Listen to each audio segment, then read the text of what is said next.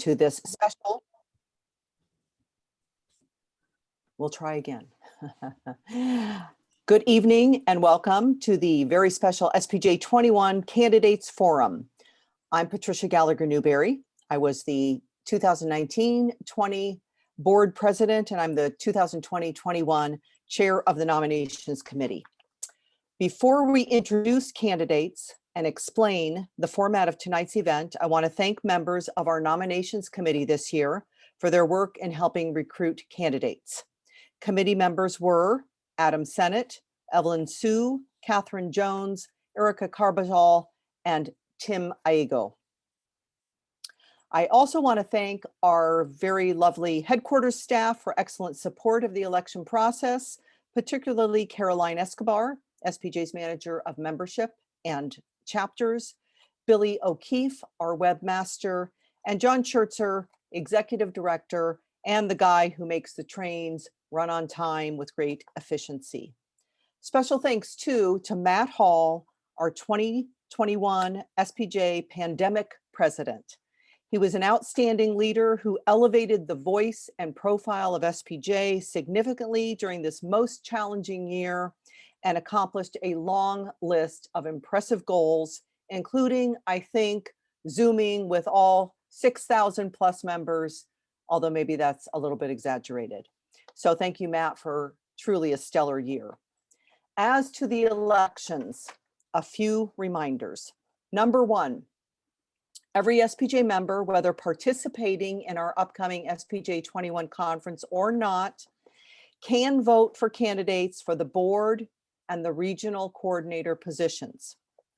Number two, you will find abundant information about each candidate at spj.org under Election Central.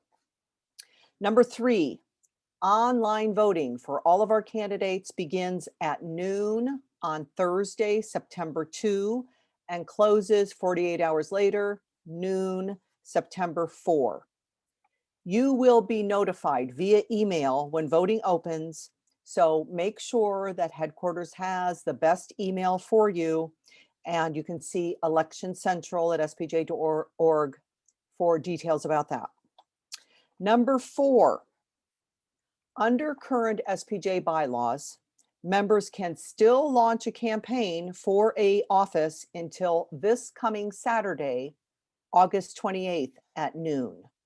So if someone joins Election Central in the coming days and you don't see that person on the screen tonight, that likely means they joined the party just a little late. Number five, just two more.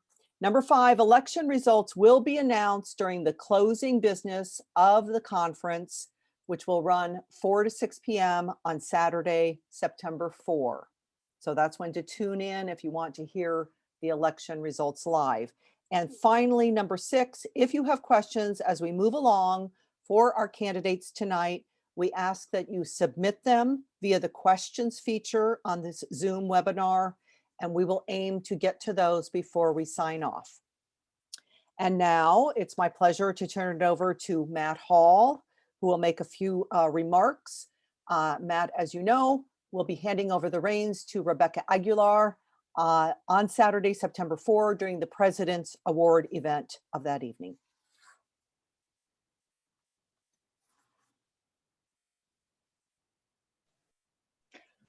Thank you, Patty, for those kind words. Room Raider would give you a 10 out of 10 with that Cincinnati sign behind you. I'm wearing a mask. I'm still at the office, so I'm wearing a mask today for those who don't know. I hope you can hear me. My remarks are going to be brief. I just want to say thanks to all the candidates for putting themselves out there this year. It's no easy task. Appreciate you devoting your time and talent to SPJ. And regardless of the results of next week's election, I appreciate your efforts to protect and promote journalism and to put SPJ's best foot forward. Thanks also to all of you on this call tonight. This is the first of hopefully what will be an annual tradition and expectation where candidates will appear in front of membership as you all are today. So thank you all from the bottom of my heart, and I look forward to seeing you all at SPJ 21 next week. Thanks, Patty. Mike's back to you. Thanks, Matt. And now on to the main event, our candidates forum. We will start tonight with candidates for regional coordinator. Given that most of the open positions attracted just one candidate, you'll assume that those without opposition will be elected. But nonetheless, we did want to give them a few minutes to introduce themselves or reintroduce themselves. And we have just a single question for each candidate and ask that they keep their response to 2 minutes. John and Caroline will help with the timekeeping. And so Caroline will probably chime in if you happen to go over your 2-minute limit.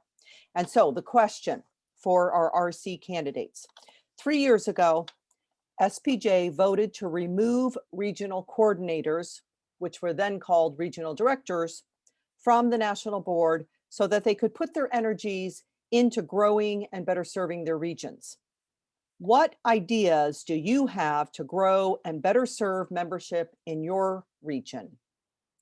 We will start with Chris Vaccaro, candidate for Region 1 RC, and then we'll move to 2, 3, etc.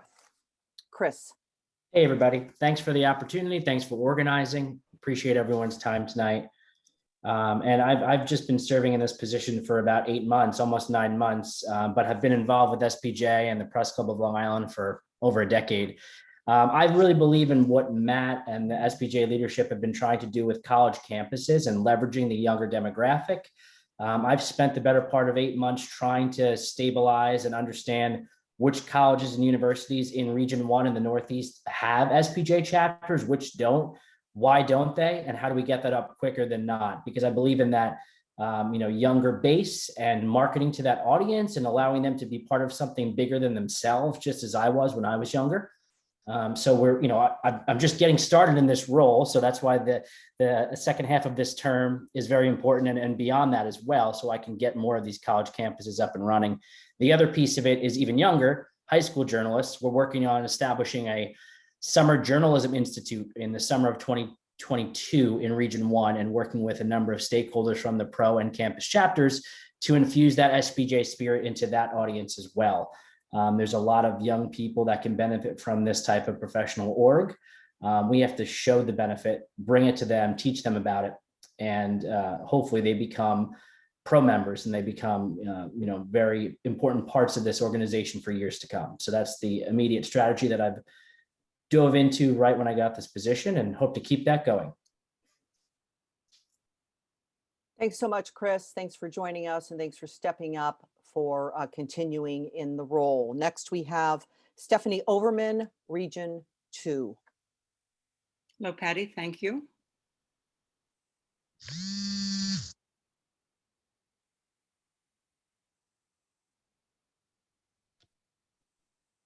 Stephanie, you do need to unmute yourself. I'm trying to. Thank you. I There seem we to go. be Super. notorious for muting myself. Thank you for this, Patty. I've been Region 2 coordinator for almost 2 years now, which means that most of my experience has been during the pandemic. I'm really hoping that to be reelected, I'm looking forward to working with particularly the Maryland chapter, which needs to grow more. The North Carolina chapter has been very interested in starting up a chapter. I think one of my particular strengths is that I've been a member not only of the Washington, D.C. chapter over the years, but I've been active in the Los Angeles chapter, the Deadline Club, the New Jersey chapter. I was president of the New Jersey chapter, and I was a student member of the Ball State University chapter. So I have a lot of ideas of what different chapters have done and what they can do, and I would like to see a chance. I'd like to have a chance to bring these ideas out and to work not just chapter by chapter, but regionally. We were able to do some of that with Zoom this past year and a half, and I really want to continue that. Thank you.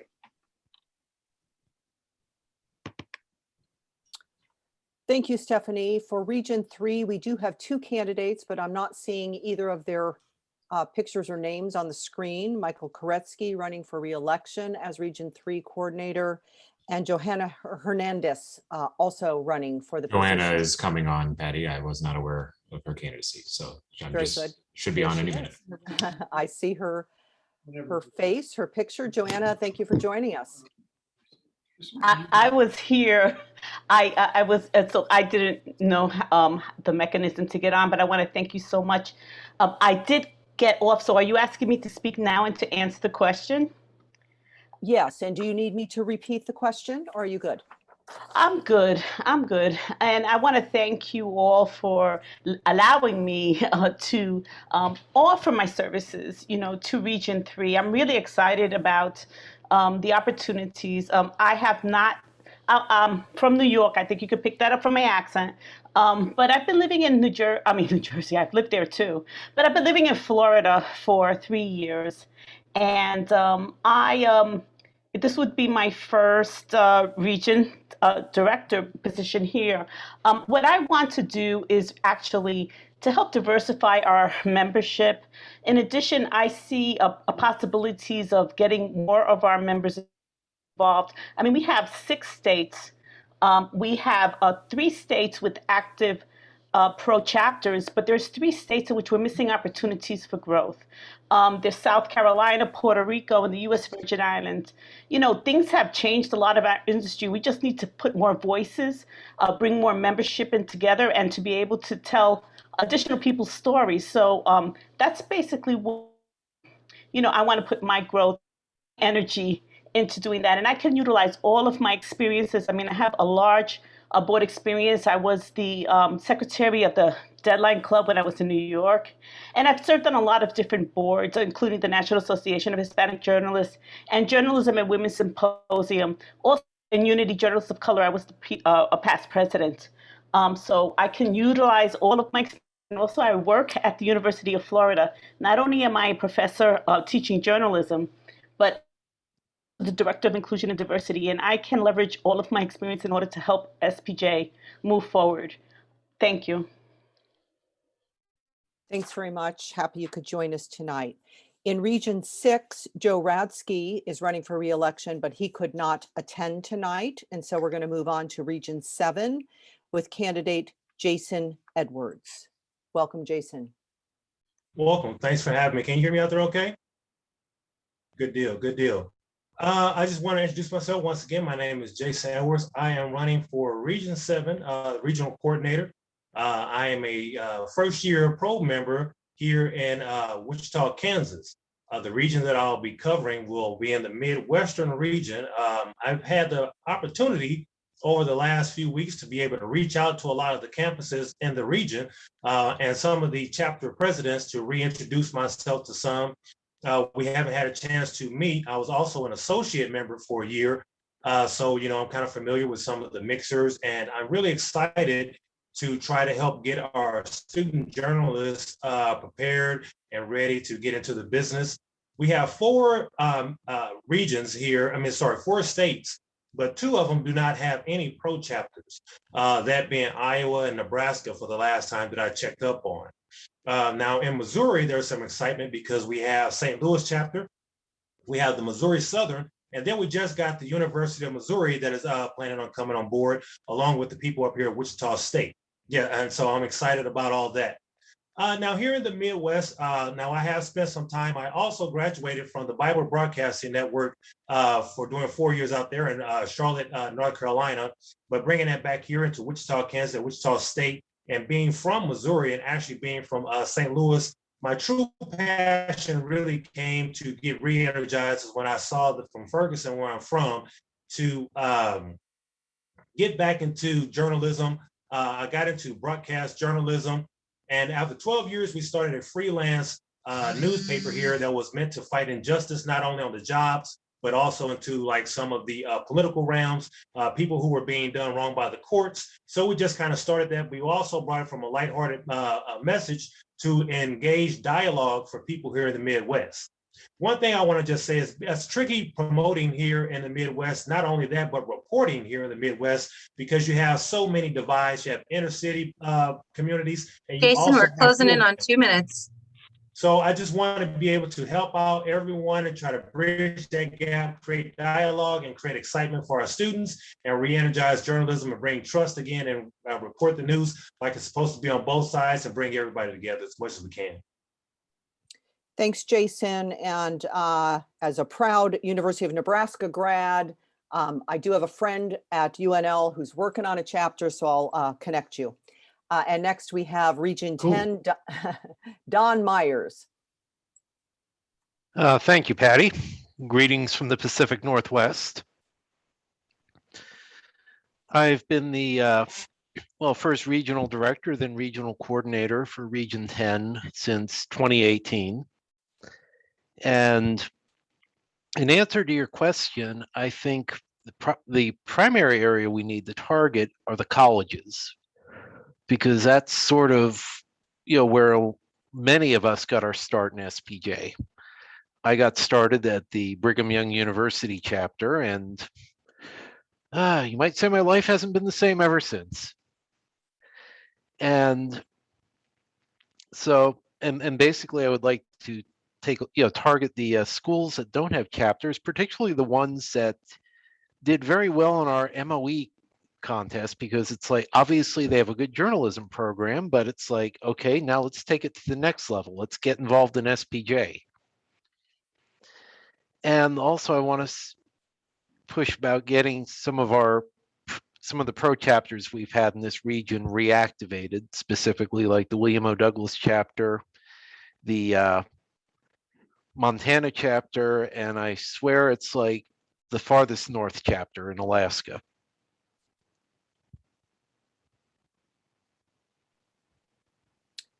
Thanks so much, Don. And a great strategy to chase the MOE winners or entrants. That's a really good way to get at the student population.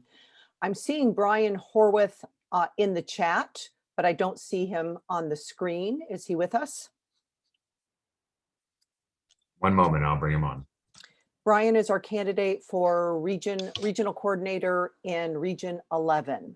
So welcome, Brian, if you want to unmute yourself, and I can repeat the question if you need.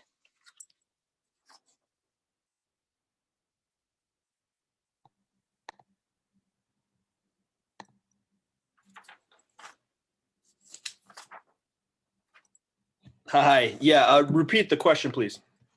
Sure. So made the point that when we transitioned from regional directors to regional coordinators, the focus was to allow the newly named regional coordinators to put their best energies into chapters, into growth, and into programming. So asking you to tell the membership what you will aim to do to grow Region 11 in terms of membership and programming. Yeah, absolutely. I'm happy to be here. Thanks for having me on. I think a lot of what I do just comes back to wanting to grow membership. I'd really like to see more young people involved in SPJ. I got involved in SPJ a few years ago. I've really enjoyed my experiences. I've met some great people and some really dedicated journalists. So, I think just my overall goal is just to kind of expose as many people, and especially young people, as I can to SPJ and just to kind of what it offers. Certainly being a journalist, it's an important thing to be nowadays. There's a lot going on in the world. And an organization like SPJ that supports what we do and supports us individually and really provides some great resources and some really great networking opportunities. I think that's really invaluable. So, I think a part of what I want to do is just kind of be a salesman for SPJ and kind of make that ask of asking people to get involved where they're able, where they can do that. And, I'm going to do, I'm just going to continue to ask a lot of questions too, and see what people are, see what their opinions are, what they want to see, what they want to get out of their SPJ chapter, out of their experience. I'm willing to put the time and the effort in to do that. I really believe in SPJ and believe in the cause. So, and I'm ready to just roll up my sleeves and kind of get to work and do what I can, where I can to kind of help this effort along. Like I said, it's kind of cliche to say this, but if everything that's been going on in our country in the last few years, if that hasn't put a light on how important journalism is, to our society. You know, I don't know what would. You know, we're in that place. So I'm just really excited to. Thank you, Brian. That's 2 minutes. Okay, thank you. And thank you so much for jumping in. We appreciate it. And last but never least is Region 12 Regional Coordinator Jennifer Ellis, running for re-election. Hello, everyone. I'm Jennifer Ellis, running for re-election over Arkansas, Louisiana, Mississippi, and Tennessee. I jumped into SPJ leadership immediately when I joined the organization about 10 years ago now at my college campus. And I've been on the Arkansas SPJ board for 6 years. Served 2.5 years of those as the president when we twice won Small Chapter of the Year. You know, doing that, I certainly know how much work it takes to run a chapter. So my goal has always been and continues to be to help provide resources to the chapters and as well as the unaffiliated members. Hopefully start some new chapters as well. I've done some things like offer design contests for free t-shirts so we can get some extra SPJ swag out there. I've made scholarships available to attend conferences. Of course, I share the programs our chapters do on our social media, specifically our SPJ Region 12 Community Facebook page. I invite everyone to join. I'm looking forward to getting out there again, hopefully, and bringing some traveling programs across the region to help lift up some new chapters. I'm always looking for creative new program ideas and also, of course, members who are interested in stepping up to help in leadership roles. You know, I just ask everyone to feel free to get in touch with me. I'm always available. I appreciate everyone who's being an engaged SPJ member, and I would appreciate your vote. Thanks very much, Caroline. Or I'm sorry, Jennifer. We are now moving to our at-large board members. We have 7 candidates for 2 spots. We're going to go alphabetically, and these candidates and all further candidates will have 3 minutes to answer a single question. And the single question for our at-large candidates is the following. What do you hope to contribute to the board if elected an at-large member? First up, we welcome Dan Axelrod.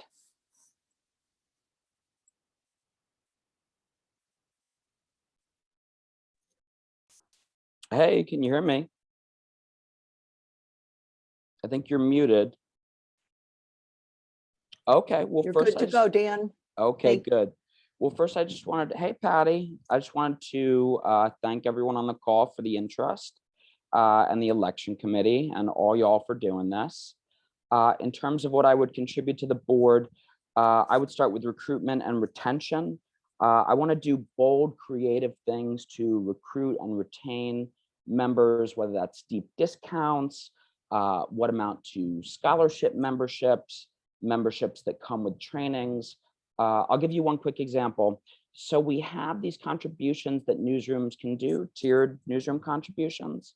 I don't think that that should, for example, lead to discounted memberships thereafter if folks in a newsroom want to join. I think everyone in the building, from the people that deliver, for example, at a newspaper, the bundles, the stacks to a convenience store, to the reporters and photographers, should automatically be SPJ members if a organization contributes to us, like a newsroom. I'd like to study more what other nonprofits have done to recruit and retain members. We did a great job with our strategic planning. I think we could go deeper into looking outside of the organization.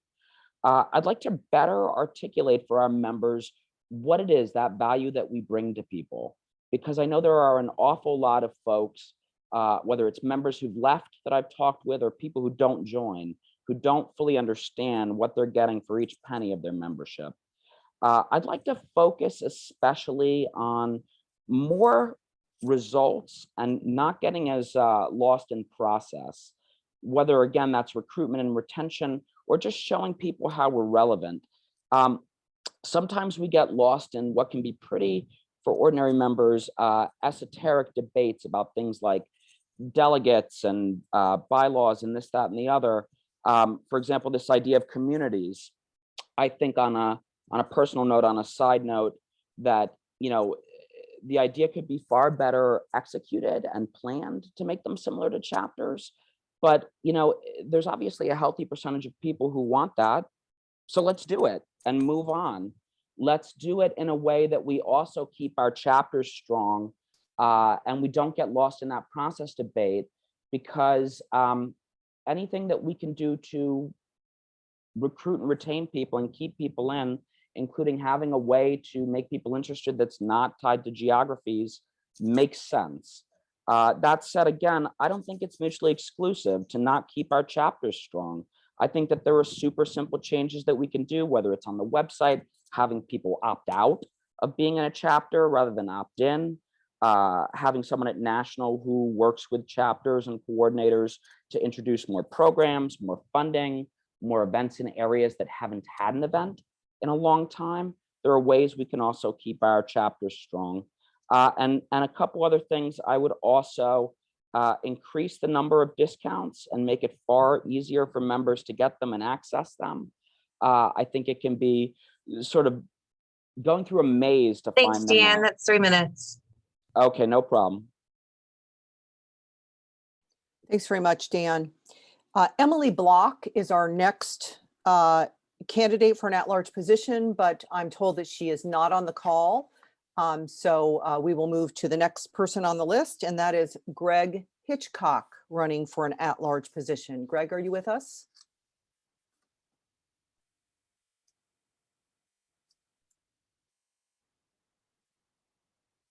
Welcome, Greg, and feel free to unmute yourself and open your camera. Hi, I'm Greg. I'm sorry, I don't know if you can hear me or see me. I'm outside, but I have a campaign slogan for this particular question, and it is reach, preach, and teach. I want to first be able to reach out to those that have been excluded from our journalism profession by reaching out into high schools and colleges and supporting the RCs in that respect. I believe that there's a lot of barriers involved in journalism, and also I want to preach to them that journalism is very important in our community, in our nation, in our world. A lot of people have lost faith in journalism, and they don't particularly want to get into this career at this time. But I want to make sure that those that will and support them. And the last one is teach. I want to teach them more about not just sound bites and stuff like that. Not just I just want to be able to have them be able to support them in making long form nonfiction, long broadcasts, so the public can be more informed and they can be much more better at their craft. And that is the 3 things that I would like to implement if I'm elected. Thank you very much. And thank you. Appreciate you running. Our next candidate is Daniela Ibarra. Is Daniela with us? Welcome, Daniela. Go ahead and open your mic, and there you are. Hey, how are you? Hold on, I lost the screen to Zoom. My computer doesn't like Zoom sometimes, but it's great to be here. And can I go ahead and answer? Perfect. So just to introduce myself, I'm Danielle Ibarra. I'm a TV news reporter here in Tulsa, Oklahoma. I actually just moved here 2 months ago. This is my second job. Just a little background of how I've been involved with SPJ. I am a member of the Diversity and Inclusion Committee. I helped plan this year's conference, and most recently, I was one of the 3 lucky leaders to get to go to Indiana to work with the kids at SLI. I guess they're not kids, they're college students. But as an at-large director, the one thing I really hope to bring is more people to the organization, specifically broadcasters, younger people, and people of color. In college, we had an SPJ chapter, but I didn't really think it was for me because I was a broadcaster and I always had the impression that it was for print people, which now that I'm more involved, I know that's not true, but true. It's a bad stereotype that I think needs to be broken. This organization, I believe, belongs to every journalist, no matter your platform or who you are or where you live. I have been in journalism as a paid journalist for the past few years, so I am still fairly new to the business, and I know what people my age and people who are new to the business need and want. And I think this organization not only provides support, but also provides feedback, and it's a great place to build connections with people and hopefully find a mentor, which I know a lot of people my age, that's something we're always looking for.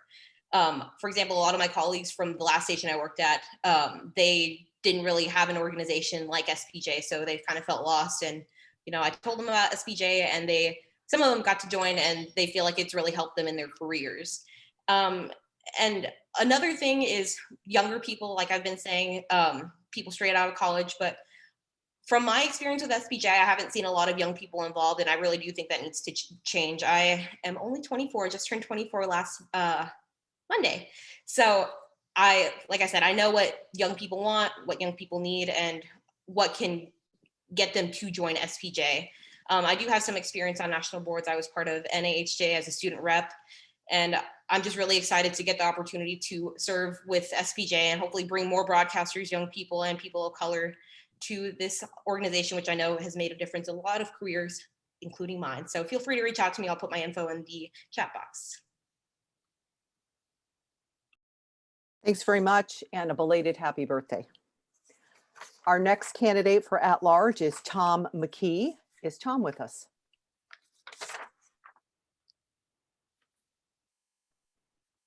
Good evening, Patty. Good evening, members. Good evening, John, staff, everybody. I'm delighted to be here. What I can bring to this organization is a wealth of experience from all levels of the organization. In the years that I've been involved with SPJ, I've been involved with president of the Cincinnati chapter, and with a strong board. We were fortunate to be small chapter of the year 3 of those 5 years. Region 4 coordinator, served on the national board for a short time. I've been on national committees, finance, and chaired resolutions one time. The big issues we have, of course, are all well known. I think the idea of, continuing to push to colleges and universities is very, very important.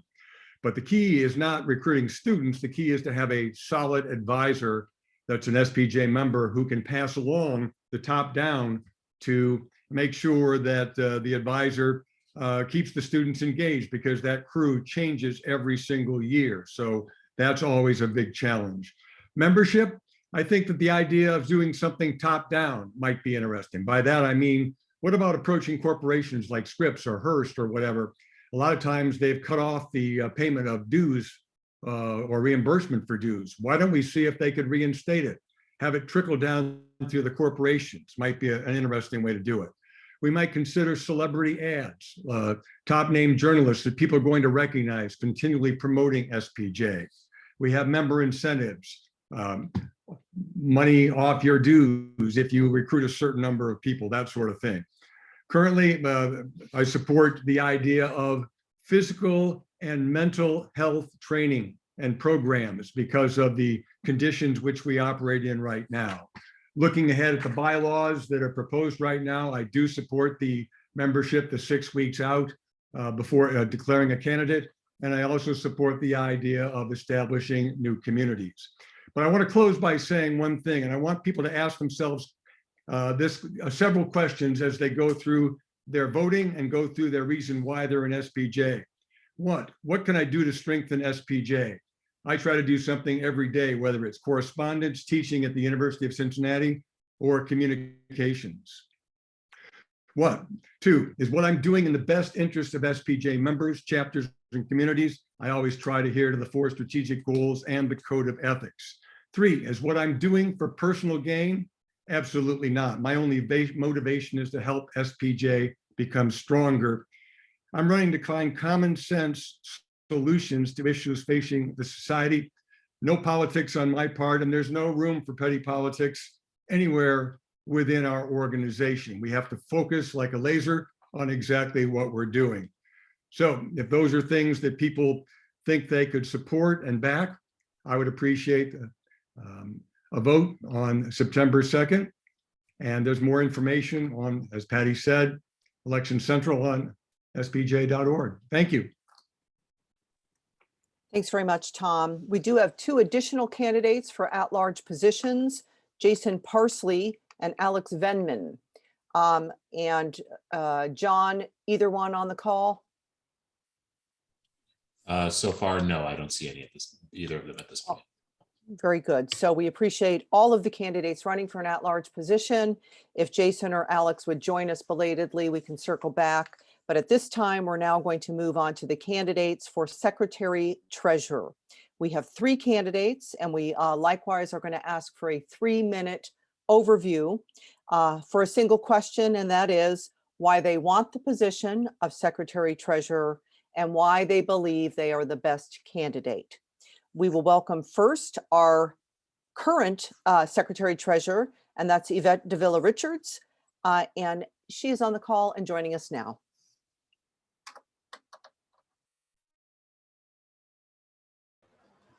Can you hear me? I've been trying to unmute.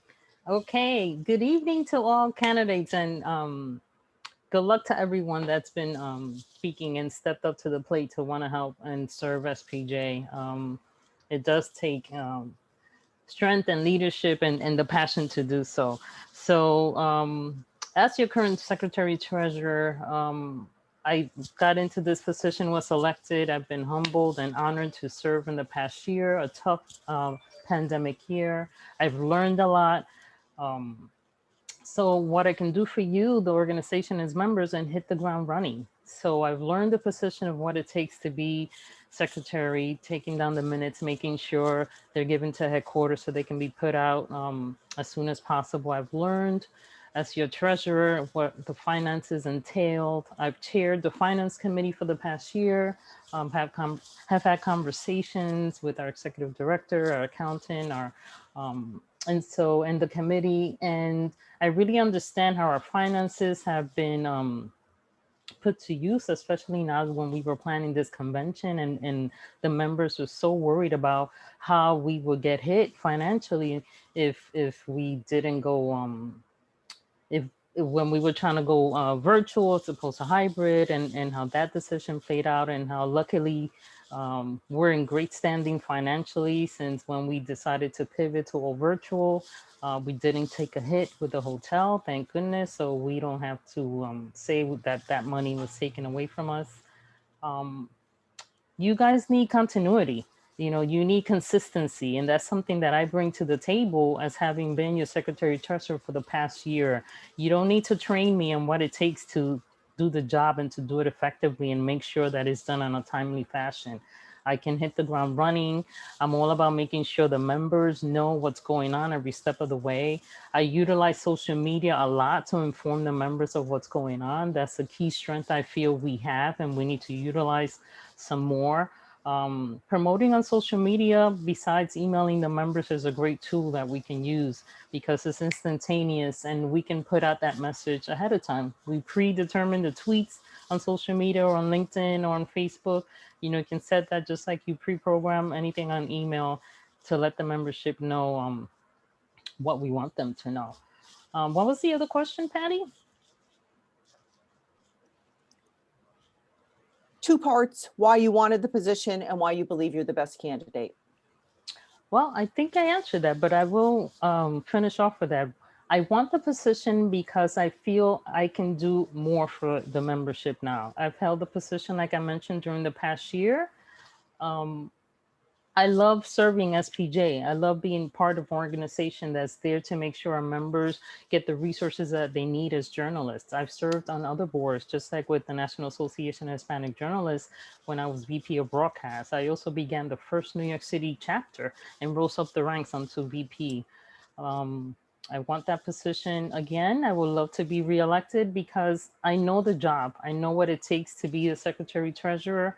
The members can ask me questions. That's 3 minutes. Thank you. Thank you so much. I appreciate it. Thank you. Thank you, Yvette. Our next candidate for Secretary Treasurer is Jonathan Make. Is Jonathan with us?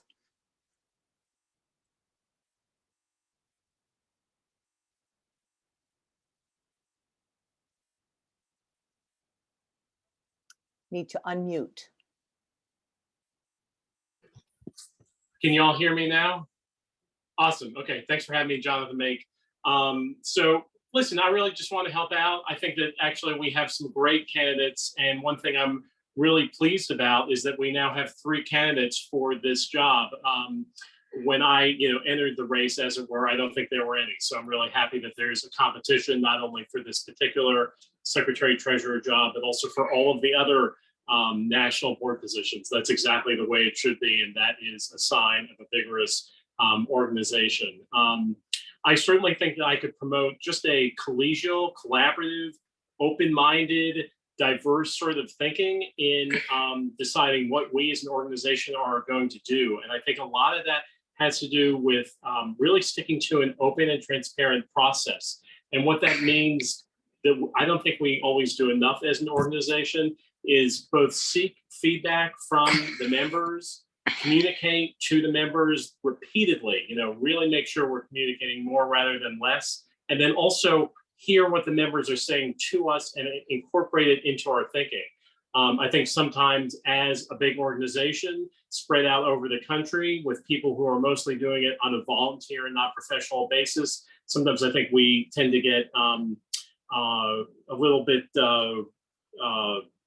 kind of focused on what we're doing and not so much focused on two-way communication. So one thing I would love to see and would love personally to do would be to have an Ask Me Anything session, maybe once a week or once a month. Someone from the board could be doing that on social media or just be doing it on Zoom. That's certainly something I've seen work really well in other contexts. I would love to help our organization do even more at what we're good at.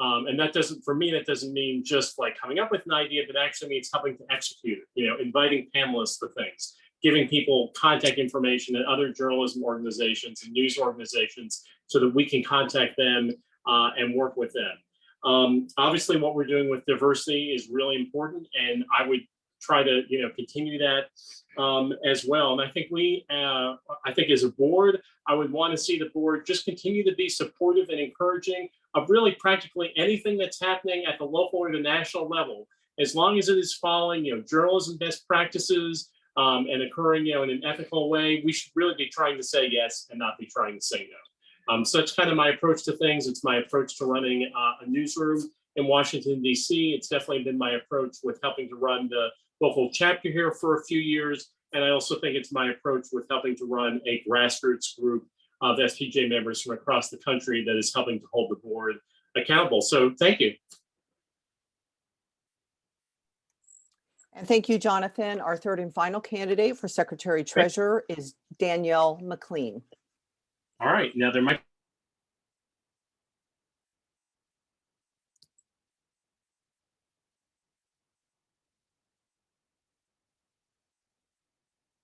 Hi, can you hear me?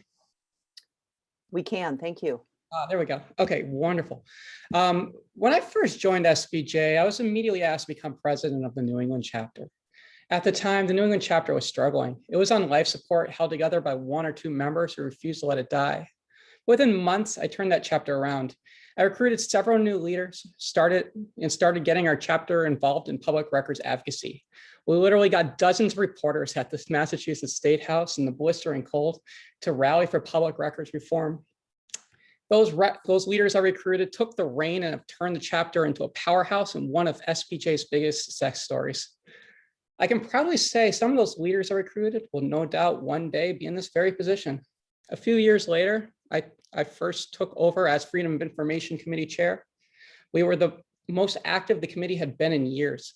At the time, government whistleblowers were under attack, and we were among the only journalism organizations that took a hard stance at supporting them. Not only did we show our support, but we created the Whistleblower Project, which is considered one of the most comprehensive projects demonstrating the importance and need for whistleblowers in the country. All of this to say, I get things done. I know what it takes to lead. I know what it takes to get people impassioned for the cause of journalism and a free press. I have the skills and aptitude to lead this organization at the national level. At the same time, I've always felt very alone at SPJ. Historically, I haven't been very vocal about it, but I'm a transgender woman. I know how intimidating it can be for somebody from an underrepresented community to take on a leadership role at SPJ. Newsrooms are becoming more diverse, and SPJ needs to reflect that. I'm not blind to realize that, like Rebecca Aguilar, our president-elect, and others before her, serving in this role would send a powerful message to those unsure whether SPJ will accept them. As a reporter and now editor that has covered government policies over the past decade, I know how the smallest changes can often make the biggest impact. We can better support and grow our chapters and communities. It can be little things like making it easier for people to find their chapters when signing up for SPJ. It can also be drastic, but entirely realistic, like overhauling the website so chapters and communities can organize and advertise virtual events simply by picking a date, getting some speakers, and clicking on a few buttons.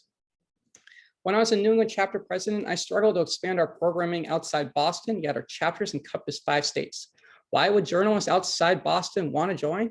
Simplifying those kinds of things can allow chapters to reach out to those areas they historically haven't and bring in those new members. Nationally, we can bring in revenue through these changes, allowing us to organize more virtual events throughout the year that include paid sponsorships. All of this will require listening, and that's something I have and always will do. I have the experience and leadership to make these things happen. If elected, I will. Thank you. Thanks very much, Danielle. With that, we are going to move to the 2 candidates for president-elect.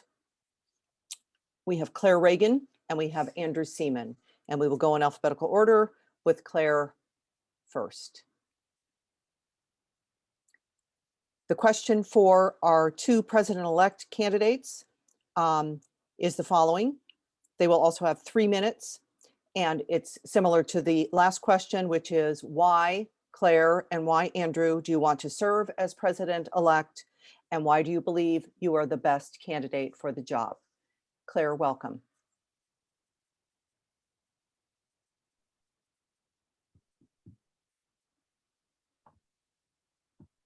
Hi, everyone. Thank you for this opportunity tonight to get together, to share campaign ideas and connect with our voters. First, let me say it's an honor and a privilege to be considered for this key position. My grassroots involvement in SPJ goes back 25 years when I joined my New York City chapter, the Deadline Club. I attended the club's annual dinner, and I was so inspired by the president's professionalism and polish that I approached her at the dais and I asked, how do I get involved? So ever since then, SPJ and the Deadline Club have been a centerpiece in my life. I just finished 3 years as chapter president. I've spent most of my career with my hometown newspaper, the Staten Island Advance, here in New York City's greenest borough, as a newsroom manager, directing breaking news coverage and supervising the internship program. I'm also an assistant professor of journalism at my alma mater, Wagner College, and faculty advisor to the student newspaper. All of my students learn the value of the SPJ Code of Ethics and how to apply it to their work. It's always been my goal to seek opportunities that strengthen my journalism beyond the newsroom and the classroom, that challenge me and push me out of my comfort zone. I studied ethics for a year on a fellowship with the Poynter Institute. It wasn't easy, but I know it made me a better journalist. I'm a trainer with the Power Shift Project. It's a Freedom Forum initiative that grew out of the Me Too movement and addresses discrimination and harassment in the newsroom. I know from experience how important it is to create a workplace full of opportunity. As a national board member, I've served on the committee that planned this year's SPJ 21 conference. I've also planned 2 regional conferences. I'm eager to expand my role, and I'm ready to hit the ground running. I'd like to continue strengthening outreach in all directions, to chapters, to communities, unaffiliated members, to freelancers and students. During a pandemic, we've learned how to come together virtually. Let's continue using this tool to make chapter programs available to all members. These are tough times for journalists with buyouts, layoffs, and the pandemic. Let's make it easier for them to join our organization and take advantage of our solidarity, skill building, and fight for the First Amendment. Journalism educators are an untapped resource. Let's make SPJ their go-to organization. That's just a little bit about me and a few of my ideas. I have plenty more, and I'm eager to hear your ideas as well. I have the time, the experience, the commitment, and the confidence to help SPJ move forward, and I would be honored to lead the organization. Thanks again for this forum tonight, and I hope I have your support.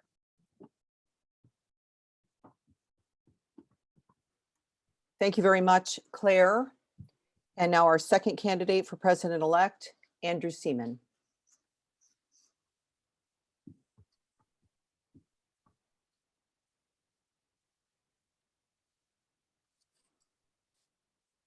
Hi there. Can you see me? Hear me? Great. Well, good evening, everyone. Thank you all for taking the time to watch this conversation, and thank you to all the candidates for stepping up.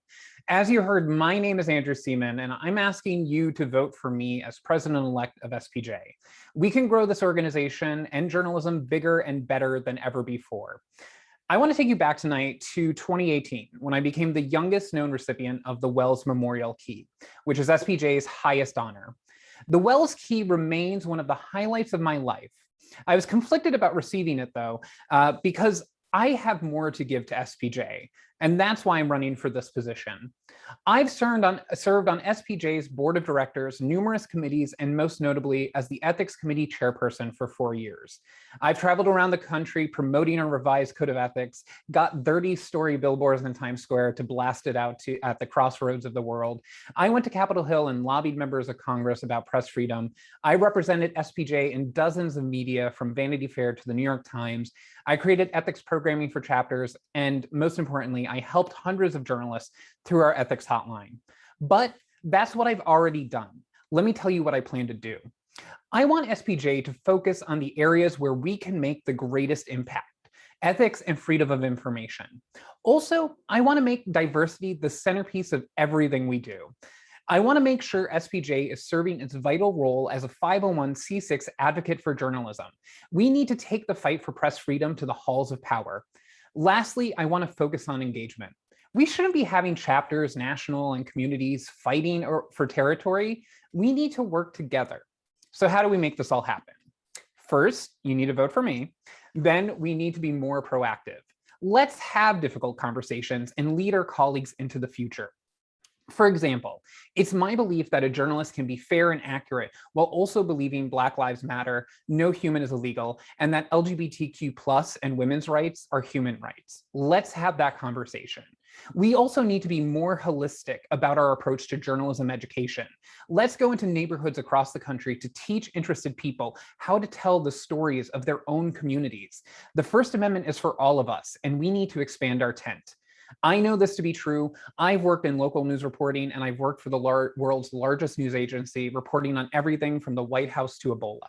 Now I work for LinkedIn News, which is a team of more than 75 journalists around the world, bringing news and information to LinkedIn's more than 774 million members in more than a dozen languages. Where journalists work will look different over the next few decades. We need SPJ to be ready and welcoming, because the more we expand our tent, the more we expose people to the benefits and wonders of responsible and ethical journalism. So to find out more, visit seamanforspj.com. Thank you so much. Thank you, Andrew. With that, we have introduced you to all of the candidates who were able to join us tonight. Again, thank you to the nominations committee for a robust lineup of candidates this year. We have nearly 24 folks who put up their hand, and I think that's a real testament to the strength and the vitality of SPJ and the faith that our members have in our leadership and our future. We do have time left for questions. In fact, a little bit more time than we anticipated. So with that, I see, are we using that? We're trying to use the Q&A, and we're going to ask John Schertzer, our executive director, to moderate the questions. If you have a question, we will open up. I believe we just want them typed. Is that correct, John? That would be the easiest. Yeah, if you can go ahead and type questions into the Q&A. If they're directed to a particular person, please indicate that, or persons, either way. And then we'll make sure to ask the question and then allow the candidate, we'll try to get them back on screen to answer so that we can, it'll be a lot of moving parts, but we'll make it work. All right, very good. So far, so good. So if you have a question, go ahead and use the Q&A function. All right, and we will. yeah, So I was just going to say, Daniela, I'm going to bring you back on screen because the first question is for you. It's from Ruth. Do you think SPJ members, or say you mentioned mentors, do you think SPJ members, particularly journalists and students of color, would benefit from a formal mentorship program? Sorry, when you promoted me, I missed out on half the Oh, question. sure, no problem. You mentioned mentors. Do you think SPJ members, particularly journalists and students of color, would benefit from a formal mentorship program? Yes, but I also think it's on students to, get involved in SPJ, get to meet people. That way they can see who they're actually clicking with, because it's one thing to, just be assigned to someone randomly, which, has worked in some cases. I've found a couple mentors that way, but I think, getting younger people and people of color involved in SPJ and their local chapters to where they can connect with professionals already working might be a little more beneficial, because again, you can just see who you respect and whose work you want to simulate. So I think it's kind of a mix. Thanks very much. We have a question next from Adam. John, do you want to read that? Yeah. Let's see. I think it looks like could be for anyone. So candidates, you can use the raise your hand feature. And if you want to answer this question, and I will promote you to speak at that point. In April 2020, SPJ Executive Director John Schertzer gave a membership presentation which recommended that we evaluate pro chapters. Does it make more sense to shift towards a communities model? How do you feel about this suggestion? Should we move away from chapters and towards communities? Start with Andrew. I see his hand came up first, so we'll promote Andrew, and then we'll move down the list.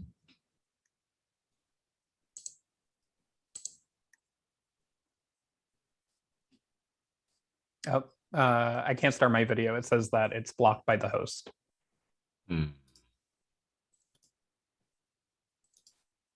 It's a good picture of me, so we could go just with the picture if you want. Let's go forward, and if John can bring your face on, we'll do that. But go ahead, Andrew, and answer the All question. right, sounds good. Well, one of the things that I find interesting about this is chapters and communities, I think, can coexist peacefully. Right now, the fight that we're having about communities and chapters is basically a problem that we wish we had, because we wish we had so many people where there was a struggle for power, but we don't have that right now. And I think they need to exist peacefully because there are regional differences in how people report and how laws are executed when it comes to freedom of information. So we can't just have a universal sort of communities approach to maybe teaching people about freedom of information from a FOIL level, because those are state level. So we need those regional and chapters to do that. Plus, just regional issues. So if there's something that's happening maybe in the West with wildfires, obviously it's an issue of national concern, but that's something that, can be very specific to the San Diego Union Tribune or journalists in that area, or the NorCal chapter. So those are amazing reasons to have that. And then the other side of this is that communities should also exist. And I think, we have two relatively great, communities right now, but we should have more. So, one of the things that's interesting is I work for a tech company, and there's a lot of journalists who are now working at tech companies. So that would be also a really great, community to start, because there's not an organization for us right now. Also, people, we look for things that are sort of core to their identity. So I don't think we should get rid of chapters. I don't think we should move only to a communities model. I think we need to have these two exist completely, and then also connect people better with both of them and bring them more into the funnel of engagement, as I call it, with SPJ. So work together. It's not a us versus them thing. It is working together for a better SPJ. Thank you, Andrew. Is there another hand up on that particular question? Yeah, Dan Axelrod will be coming up next.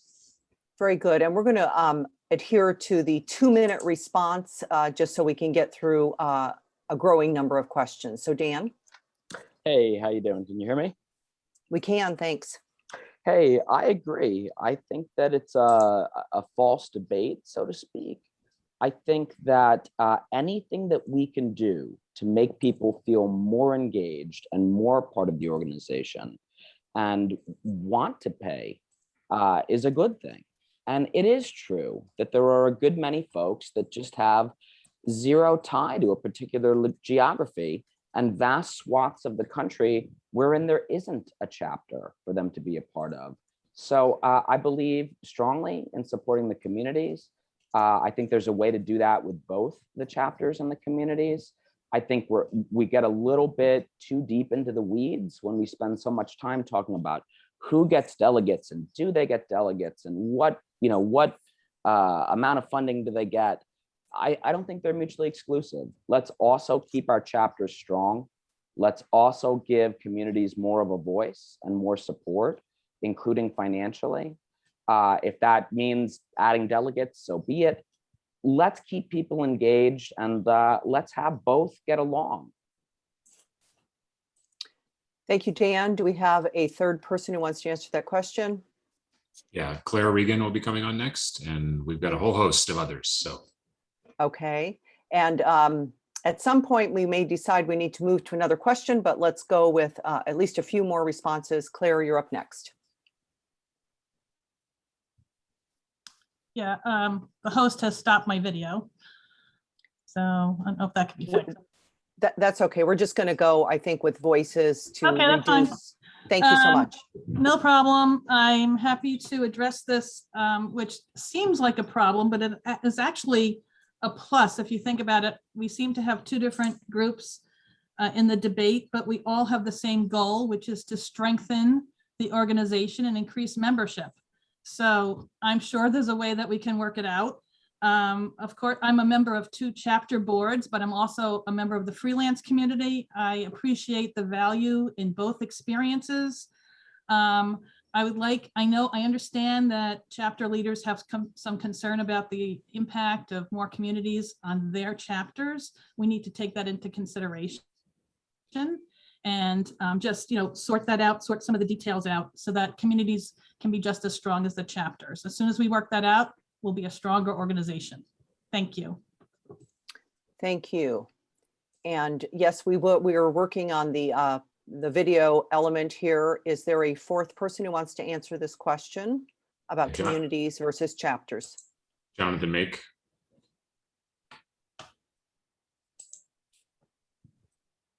Go ahead, Jonathan.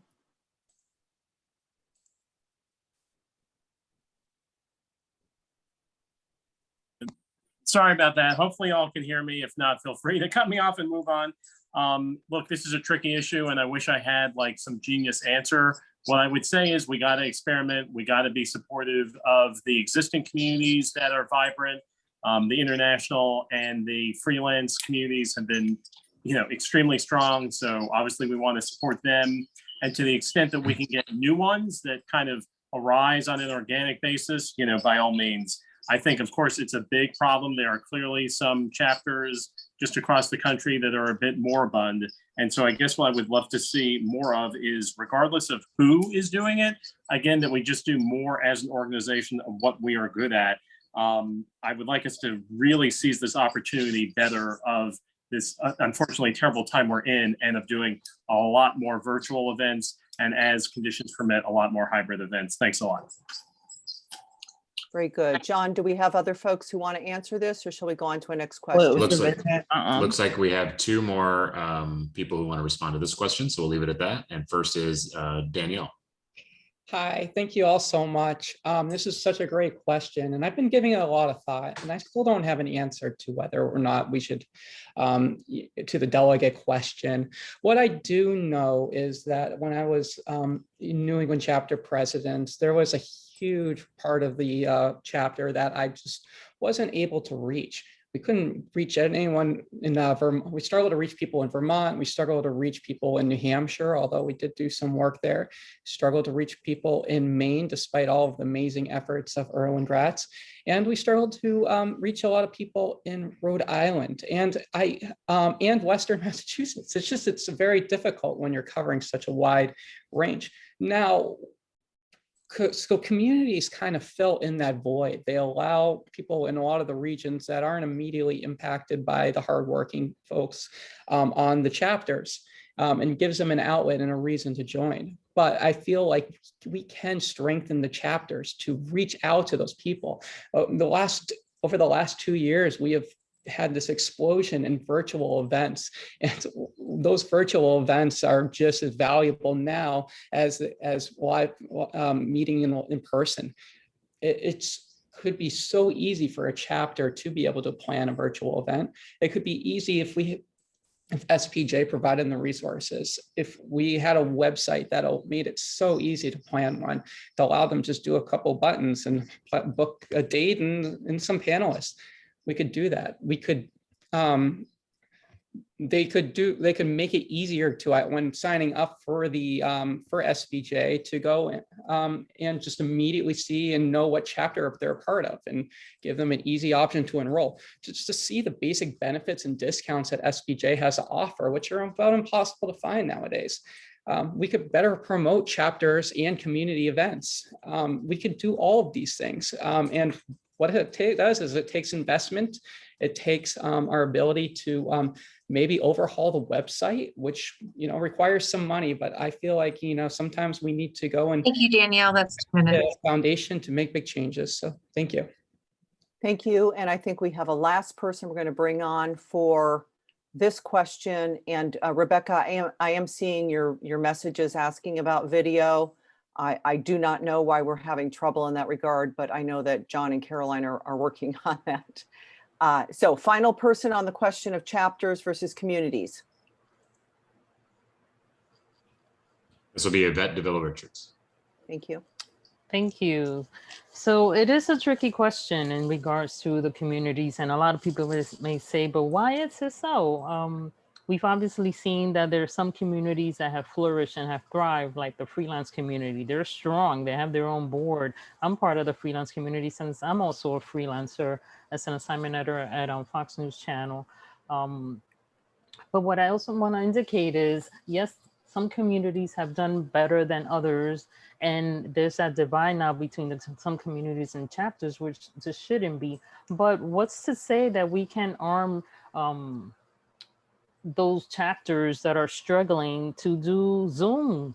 We've utilized Zoom in the past year. We've seen how we can all get together and have multiple people sign on. So what's to say if, let's say, your chapter's in a state that's too far away, you can probably join your local one or one that's near you, and via Zoom have many of the sessions. Let's give the resources to the struggling chapters so that they can then thrive more on the virtual space, so that then if there's communities that do want to jump on, they can join with those chapters and become stronger. I'm a proponent of making sure the chapters become stronger with more members, but I also recognize that there's people that live too far away to where those chapters may be. So therefore they may feel they're not a part of it. And doing the virtual route, like with the freelance community, has worked for them tremendously. So I just want to make sure that we understand that, yes, we recognize there is that divide now with the communities and chapters. We do want to strengthen them, but we also have chapters that have been here for a long time. And let's just make sure those other communities can join with chapters, if you will, via Zoom. Utilize the social media aspect so that we can strengthen each other and make sure they thrive as well. Thank you so much. Thank you. Thank you, Yvette. We have a question now from Colin DeVries. John, would you like to read that? There's an earlier question. Do you want me to start with that one first? Yeah, you can. I'm not seeing it in the Q&A, but if you still have it on your screen, Yeah, sure, go ahead. Narissa Young asked, do we have witnessed open hostility during board meetings? Will all the candidates pledge to remain civil in their SPJ conduct and activities? Narissa, are you asking for every candidate on this call to respond to that? Because it might be more practical to have them respond in chat rather than do a roll call kind of situation here. Would that be acceptable, Narissa? And you can respond in chat, whether that'd be acceptable in terms of a response to your question. She says yes. So folks, every candidate who's on this call, if you would like to put something into the chat that responds to Narissa's question about civility of discourse during meetings, that I think would be a better way to handle it than open up the mic to everyone. Okay, I'm going to try something here to try to get the video to work again. So I'm bringing Claire on because there's a question directed to her. For Claire, you worked on the board this past year. If you could do one thing differently, what would it be? Claire, I'm going to make you a co-host of the webinar that hopefully allow you to use your video. Let me know if that doesn't work.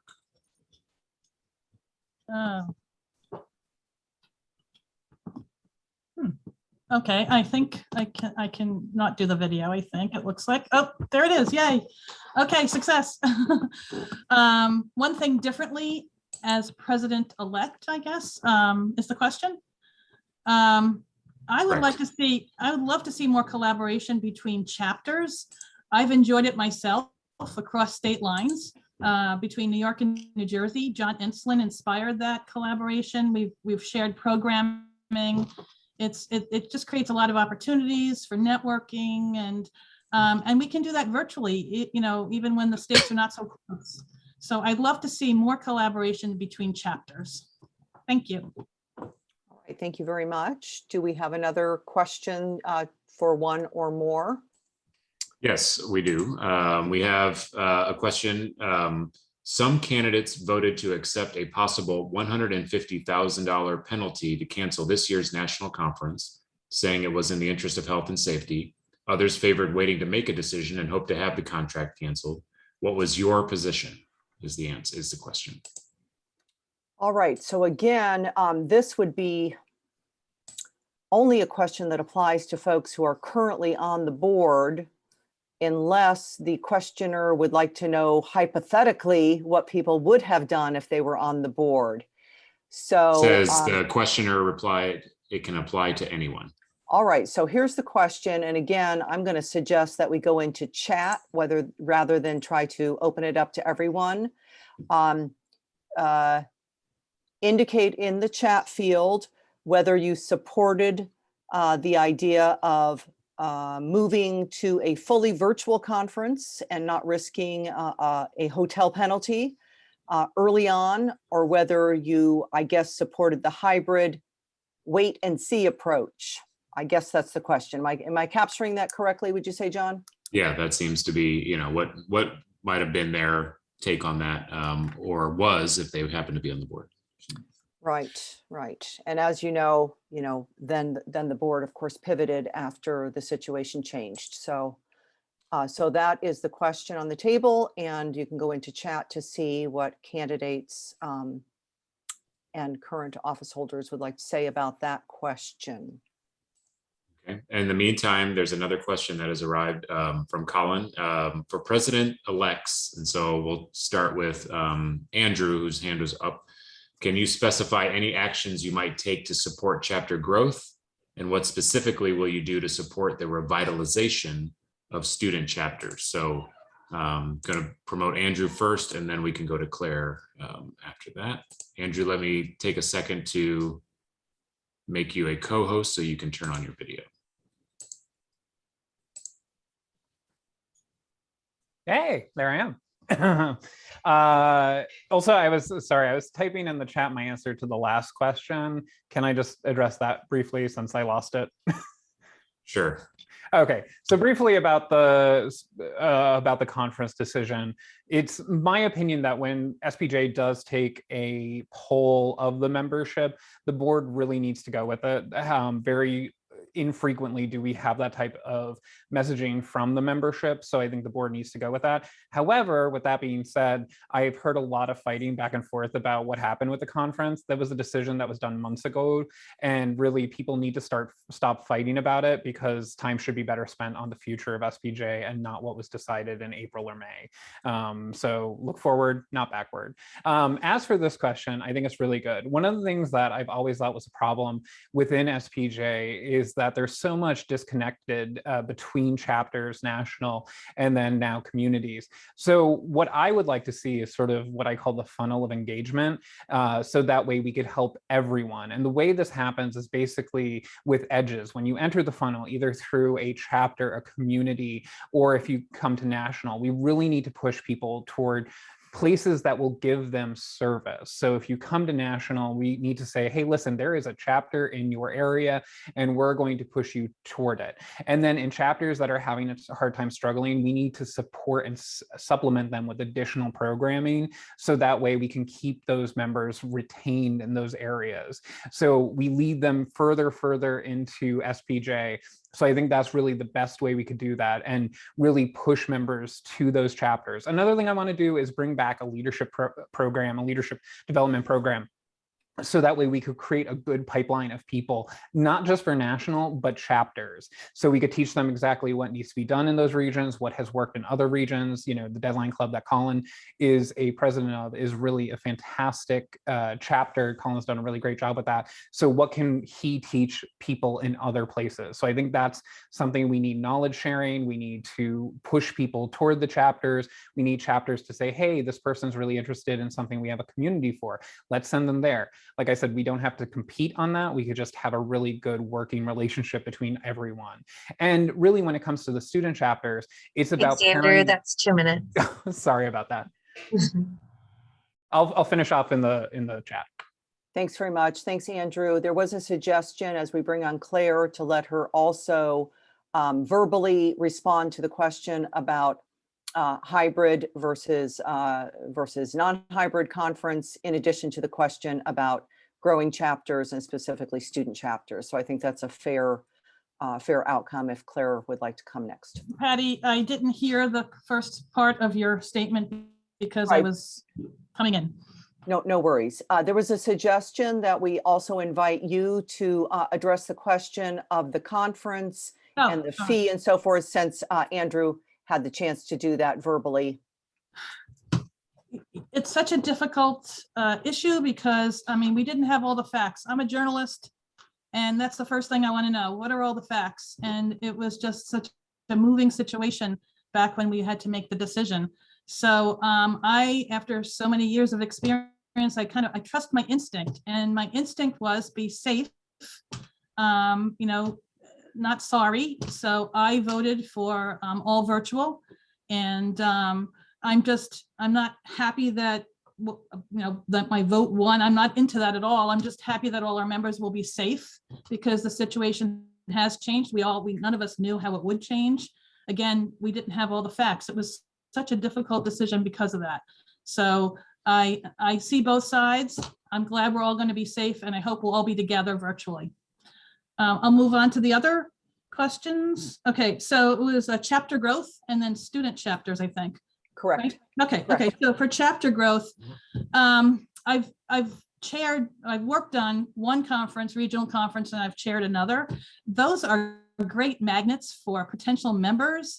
I think we need to revamp and strengthen our regionals. I know funding was an issue. Maybe we could revisit that, see how it could be better funded. That was my challenge when I was planning both of them. I think that I just think the regionals are wonderful opportunities, wonderful adventures for all of us, and to collaborate chapters together. So I'd like to do that, strengthen the regionals. For student chapters, always a challenge. I love to hear everybody's ideas on it. I teach on a college campus. I know that to get anybody interested on a college campus, you need to find that advocate. So we need to penetrate the campuses, either the dean's office, the provost's office, the journalism department, the English department, wherever it is, find a friend, an advocate who can help us bring SPJ onto the campus. And I can help do that. I know how campuses work. I'd like to be able to help to do that. Thank you. Thanks very much. John, what's our next question? Our last question in the Q&A as of right now is, one moment, please.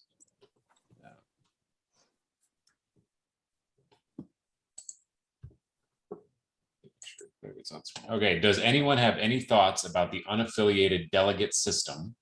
Do people know how it works? And do you think it needs to be reformed?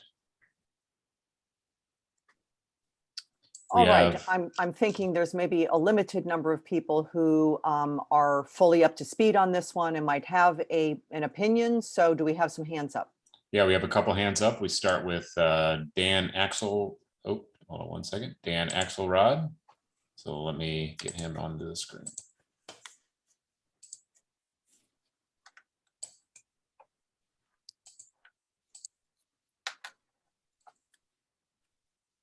Hey, I can't get my video going, so I'll just respond verbally. Okay, there you are, Dan. You're on video. Okay, good. I think that it creates huge iniquities in the system. You can take one person and essentially give them a certain number of votes representing people who are unaffiliated with chapters. And all of a sudden, you've got a limited number of people who can greatly outvote chapters. And I think the question itself, the very premise of it, says an awful lot that we all need to think about, which is how so much of us don't understand how that works and don't get a chance to discuss and debate it. So I think that we need to be more open when it comes to our bylaws, to thinking about what needs to stay the same and what needs to change. I think there's a handful of people that understand very well how our bylaws work and sort of monopolize the debate and the discussion over whether to make changes. And some of these things that seem very esoteric have actually pretty big implications. Thank you, Dan. Do we have another respondent? Yeah, we do. Hold on one moment, please, and I'll get Andrew Seaman wants to respond. 1 second, Andrew. I'll make you co-host so your video will work.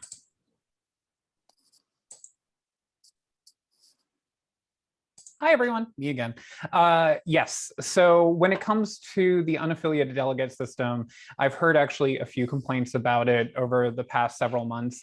And from what I know about it is that there is actually some ambiguity in it, which is part of the issue. How do you actually assign unaffiliated delegates? And the idea is good. The idea is solid that we have a lot of people who are unaffiliated and they need representation on the floor of the conference. And I actually agree with Dan when he was talking about the bylaws, is that a lot of times they're rigid, people don't necessarily understand them. The bylaws committee do, they're really geniuses when it comes to the big book of SPJ. But I think we need more flexibility and we need to write bylaws for what we have now. And I think the bylaws committee does that. So I think the unaffiliated delegate system needs to be revisited. We can't just have people sort of raising their hand saying, hey, I'm going to represent all these unaffiliated people for this region. So we really need to sort of look down and say, okay, what bylaws do we need right now? We can't have them change necessarily willy-nilly, but we also need some flexibility to say, listen, we can't just have people raising their hands randomly to represent giant swaths of our membership. Do we have any other respondents on that question of unaffiliated delegates? There are none, but we do have a new question that has arrived. All right, go ahead. From Matt Hall.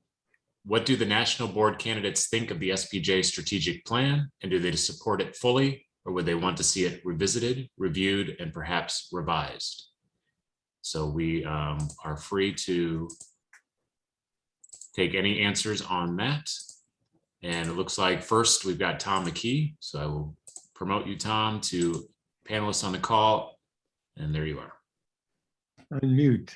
Well, just the idea of the strategic plan that is in place right now is very solid for going forward, but nothing is ever cast in stone. As times change, as journalism has changed, certainly there's a need to review where we are, where we stand, how to make the organization more relevant. And so that would be a priority of the board to stay in tune with the changes and to make sure, just like Patty shared the idea of taking the board from the 20-some members down to the current 9 members. Study it, get a proposal, get the entire organization going, and change with the times as needed. But for right now, the 4 pillars that we have are rock solid. Thank you. Thank you, Tom. Do we have another respondent? Yeah, Dan Axelrod has his hand up as well.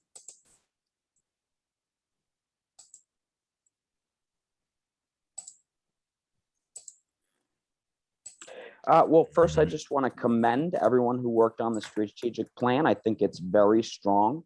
I think it creates a good template.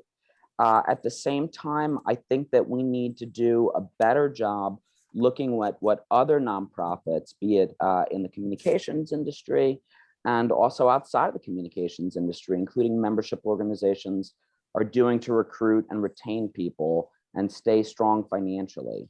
So I'll just keep it very short and sweet and say, we do have a good template and we did a great job getting feedback from within, but I think we could do more research outside of our organization. Thank you, Dan. We have one more response, or at least one more. Claire Regan is going to come on here and give her response as well. Claire, let me make you co-host real quick. Go ahead. Hi, just a quick answer. I think the strategic plan is a great idea. Every healthy organization needs one, of course, to look forward. I think we need to bring it forward to the members a little bit more, maybe sort of a strategic plan roadshow and virtually, and get some more feedback and just some more conversation about it. I'd love to hear from the members more about it myself. Thank you. Thank you. We have another question in the question field. John. But first, Jonathan had his hand up for responding to the previous question, so we'll go ahead and bring him on. Jonathan, there you are. Okay. Hey there. Just super quickly, I like the overall thrust of the strategic plan. I suspect many people do, but I think a lot of people have niggles with it. I would say the reason why it's important to have a strategic plan and to stick to this or something close to it is forward looking, and it is not necessarily just relying on the things we've done in the past and the ways we've done them. And, you know, we as an organization really have to be kind of bold and experimental and experimenting and encouraging. And so I like the overall thrust, and I hope that, you know, again, whoever gets on the board will basically be supportive of trying to do new things, because we really need to do that as an organization to grow and be relevant to our members. All right. Any additional hands on that? No, there are not. No, there are not. So John, might I suggest, and I'm getting a feedback here. Might I suggest that the next two questions in the Q&A field, you collapse them into one? And I also would like to suggest that the person who is signed in as anonymous attendee be willing to identify him or herself. I think in the fairness to all and in the SPJ spirit, we should use names. So is that person willing to identify him or herself?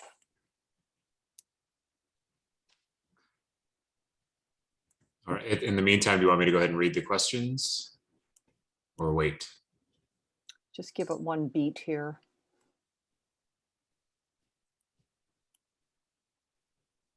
It's not a hostile question in any way. It's a fair question, but I think go ahead, John, and summarize the two topics together. And if the person is willing to come forward, that would be lovely.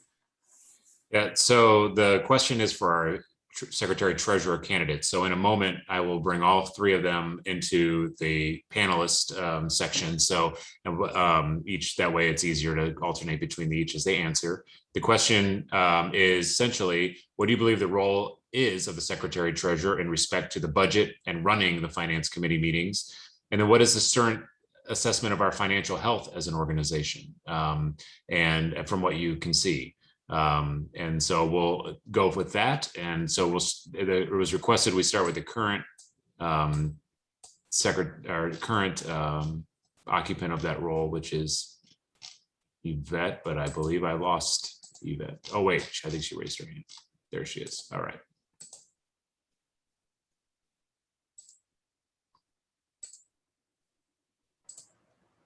Can I be heard? You can be heard in 1 second. You can be seen too once I make you a co-host. Okay, and Patty, can you ask the first question again? I think there were 3 questions, so. Well, it's really all related to the role of Secretary Treasurer. The questioner is asking, what do you see as the role or the function of the Secretary Treasurer, and how what do you think of the state of the finance? Yeah, what is your assessment of SPJ's financial health at this moment? Okay, so the function and role of your Secretary Treasurer. As Secretary, so you attend all the meetings. By the grace of God, I made every single meeting this year while I was at work. Every single time I was granted the honor through my supervisors that they knew on every Saturday that we had these meetings that would last from 2 to 3 hours, that I needed to take the time to attend these meetings, and they gave me the okay to do so. So I participated in all of our meetings, took minutes, detailed minutes with the times, and just a little summary of what every person who spoke. I would jot that down and submit that to headquarters so that then the report can be done.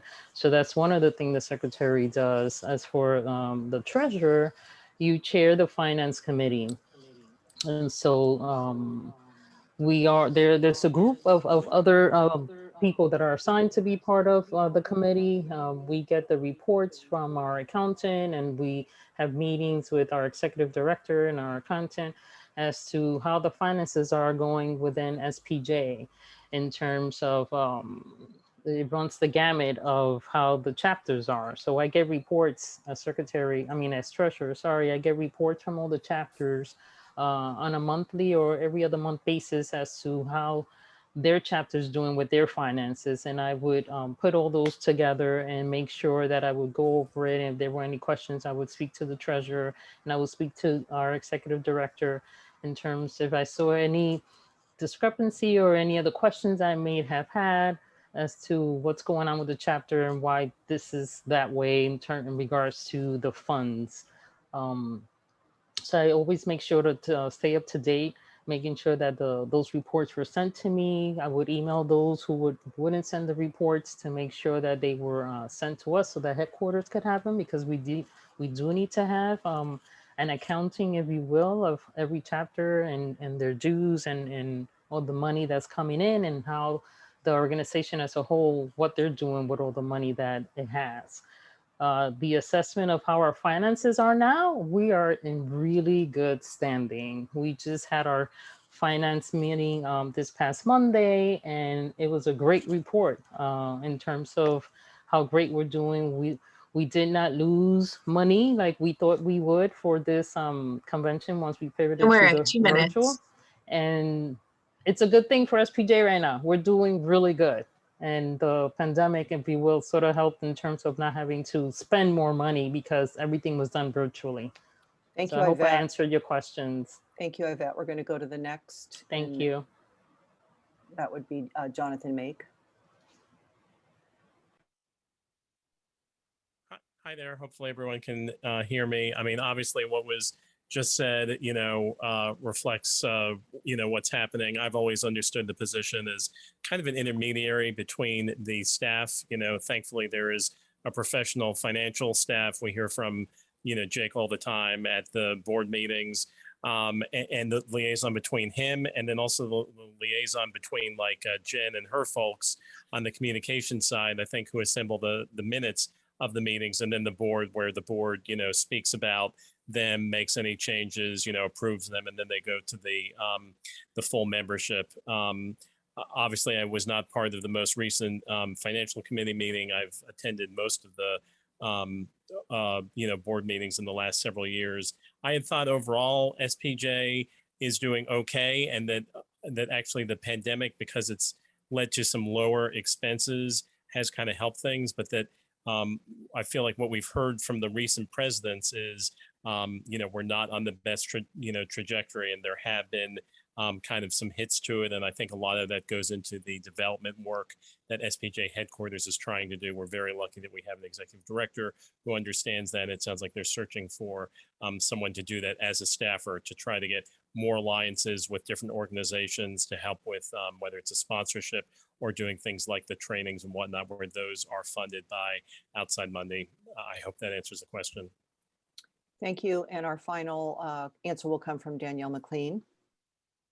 Hi, thank you so much, everyone. This is a great question. I think, the way I kind of went into thinking about this role is, as leading the finance committee and, taking on the role of secretary treasurer, is due with kind of work that I did throughout my entire career as a reporter.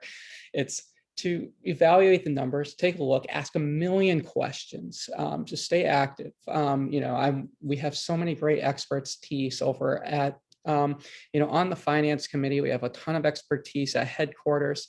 I would just ask a million questions and then verify. So trust and then verify, just as I've done my entire career in doing investigative reporting. Look at the numbers on my own, kind of figure out and get a big general landscape of like how we're doing, what our outlook looks like down the road, and then bring all that information and just share the facts with the finance committee, facilitate productive discussions, be available to help facilitate questions or answers to those questions, and then see if we can get the finance committee to work with the foundation. Sometimes to make changes and to shape our finances, we need to be able to spend some money and get some support from our foundation. And so being able to facilitate that kind of relationship, I think would be an important task for the Secretary Treasurer as well. So thank you. Thank you. We have gone through all the questions that were submitted in the Q&A. We appreciate all of you jumping into chat to answer some of the questions. Really appreciate everybody participating tonight. Despite a few little tech glitches, I think we covered a lot of territory. I hope this gives members who are on tonight a good sense of the folks who would like to move into or continue in leadership positions. So really do appreciate all of the contributions. With that, going to put out a final invitation to everyone to attend the virtual conference beginning next week. All the details are at spj.org. Just look for SPJ 21 and hope to see you on the screen next week. We've got the team that put together the conference did a bang up job, and it's really going to be worth your time. So thanks to all and good night.